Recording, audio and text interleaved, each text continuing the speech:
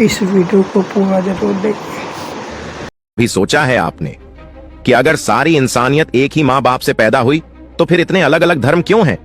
अगर हजरत आदम अलैहिस्सलाम को अल्लाह ने सबसे पहले जमीन पर भेजा तो क्या वो किसी धर्म को लेकर आए थे? तो फिर पहला असली दीन क्या था? और आज जो मजहब दुनिया में मौजूद हैं, उनका असल रिश्ता क्या है इस्लाम से?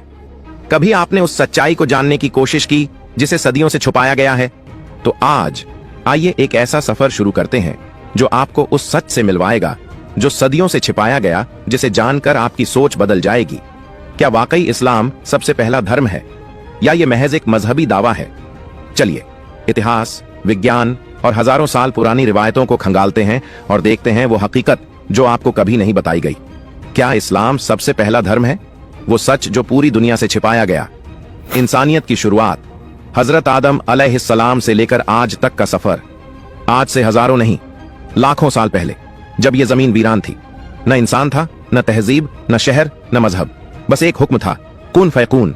और उस हुक्म से वजूद में आए हजरत आदम अलैहिस्सलाम। यही थे इंसानियत के पहले बाशिंदे, और ये अकेले नहीं थे। अल्लाह ने इनसे बात की, इन्हें इल्म दिया और हिदायत भी। यही थी पहली वही, रेवलेशन। यही था पहला रिश्ता इंसान और रब के दरमियान। यही थी इस्लाम की पहली झलक। अब सोचिए, जब पहले इंसान को अल्लाह ने भेजा तो क्या वो किसी मत का पालन कर रहे थे? क्या वो मूर्तियों की पूजा करते थे? क्या उन्होंने मंदिर बनाए थे या गिरजाघर? नहीं, उन्होंने एक ही बात सिखाई, ला इलाहा इल्लल्लाह, अल्लाह के सिवा कोई माबूद नहीं। यही है इस्लाम की बुनियाद, और यही दीन हजरत आदम अलैहिस्सलाम से शुरू हुआ। इसका नाम इस्लाम बाद में पड़ा, लेकिन इसकी रूह तौहीद, सबमिशन टू वन गॉड, शुरू से ही रही। फिर आए हजरत शीस अलैहिस्सलाम, फिर इदरीस अलैहिस्सलाम, फिर हजरत नूह अलैहिस्सलाम, और सब ने एक ही दीन, एक ही पैगाम दिया, अल्लाह की इबादत करो, उसके साथ किसी को शरीक मत ठहराओ। लेकिन वक्त के साथ इंसान भूलता गया। उसने तौहीद को छोड़कर बुतों को पूजना शुरू किया। उसने खुद को हिंदू, ईसाई, यहूदी, बौद्ध जैसे नामों में बांट लिया। लेकिन हकीकत यह है कि पहले इंसान ने जो दीन अपनाया वो था इस्लाम। हर नबी, हर पैगंबर इसी एक दीन को लेकर आए। इस्लाम का मतलब सिर्फ एक मजहब नहीं, बल्कि एक तरीका, एक जिंदगी है जिसमें सिर्फ एक रब की बंदगी है। वो रब जो हर इंसान का मालिक है, चाहे वो किसी भी जात, भाषा या मुल्क से हो।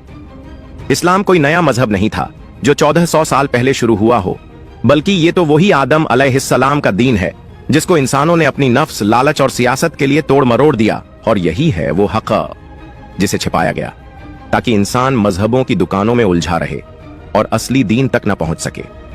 जरा ठहर कर सोचिए, क्या आपने कभी यह सवाल किया है कि हजरत नूह अलैहिस्सलाम, हजरत इब्राहिम अलैहिस्सलाम, हजरत मूसा अलैहिस्सलाम, हजरत ईसा अलैहिस्सलाम और हजरत मोहम्मद सल्लल्लाहु अलैहि वसल्लम क्या अलग अलग धर्मों को लेकर आए थे, या फिर सब एक ही रब का पैगाम लाए थे?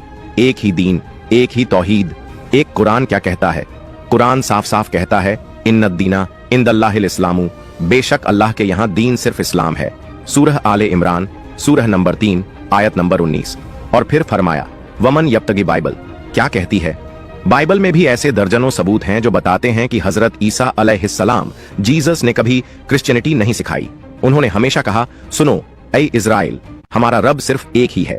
बाइबल की किताब तौरेत किताब व्यवस्था विवरण अध्याय 6 आयत 4 और इंजील किताब मरकुस अध्याय 12 आयत 29। यह बात दो अलग अलग किताबों में दर्ज है। तौरेत, जिसे यहूदी धर्म में तौरा कहा जाता है, इसमें यह आयत किताब व्यवस्था विवरण ड्यूट्रोनोमी में है। अध्याय 6 आयत 4 किताब मानी जाती है। इसमें यह बात किताब मरकुस मार्क में दर्ज है। अध्याय 12 आयत 29। यह आयत इस बात की तस्दीक करती है कि हर आसमानी किताब ने तौहीद यानी अल्लाह की यकता, एकता को ही बयान किया है। चाहे वह तौरेत हो, जबूर हो, इंजील हो या कुरान, हर नबी ने यही पैगाम दिया कि अल्लाह एक है, उसका कोई शरीक नहीं। You shall have no other gods before me, Exodus 20:3, यानी मेरे सिवा किसी और को माबूद मत बनाओ। यही है ला इलाहा इल्लल्लाह, यही इस्लाम का पैगाम है। सब नबियों की एक ही दावत। आप कुरान को देख लीजिए, हर नबी की कहानी एक ही दावत देती है, या कौमी उबुदुल्लाह मालिकुम मिन इलाहिन गैरुहु, ऐ मेरी कौम, अल्लाह की बंदगी करो, उसके सिवा तुम्हारा कोई माबूद नहीं। हजरत नूह, हूद, सालेह, शुएब, सब ने यही कहा। अब सोचिए, अगर सब नबी एक ही पैगाम लाए तो फिर अलग अलग मजहब कैसे बने?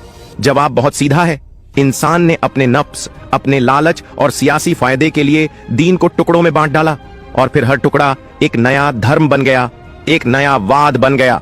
लेकिन वो रूहानी डोर जो सब नबियों को जोड़ती है वो है इस्लाम, यानी सबमिशन टू वन गॉड, वही जो हजरत आदम अलैहिस्सलाम से शुरू हुआ और हजरत मोहम्मद सल्लल्लाहु अलैहि वसल्लम पर मुकम्मल किया गया। तो अगर कोई कहे कि इस्लाम नया मजहब है तो समझ लीजिए या तो उसने तारीख नहीं पढ़ी या फिर वो सच से मुंह चुरा रहा है। इंसान की सबसे बड़ी त्रासदी ये है कि उसने उस सच्चाई को छोड़ दिया जो उसे एकता और सुकून देती थी।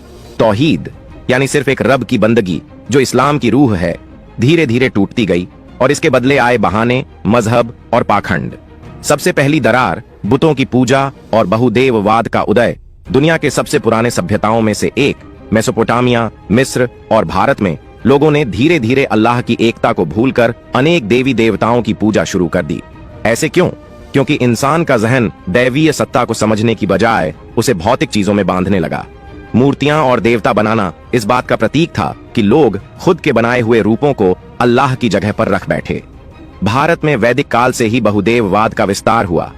यजुर्वेद और ऋग्वेद में कई देवी देवताओं का जिक्र है और कुछ विद्वानों का मानना है कि हिंदू धर्म की शुरुआत इसी बहुदेववाद से हुई, जो कि इस्लाम के लाहू एकबर की उलट है। फिर भी वैदिक ग्रंथों में कई जगह तौहीद की झलक भी मिलती है, जो इस बात का प्रमाण है कि शुरुआत में भी एकता थी। फिर आया यहूदी धर्म और यहूदीकरण। हजरत इब्राहीम अलैहिस्सलाम के वंशजों में से एक कौम, जो बाद में यहूदियों के नाम से जानी गई, ने अपने पैगाम को भी तोड़ मरोड़ कर पेश किया। तौहीद की जगह चुनिंदा कौम का नारा और अपने लिए खास मुकाम का दावा किया। इससे दुनिया भर में नफरत और अलगाव की शुरुआत हुई। फिर आया मसीहियत का विकृत रूप। हजरत ईसा अलैहिस्सलाम का पैगाम भी तौहीद था, लेकिन उनके अनुयायियों ने उनकी इंसानी हकीकत को भुलाकर उन्हें रब का बेटा घोषित कर दिया। यहाँ से शुरू हुआ त्रिमूर्तिवाद, ट्रिनिटी और मसीही धर्म का नया स्वरूप, जिसने तौहीद की नींव हिला दी।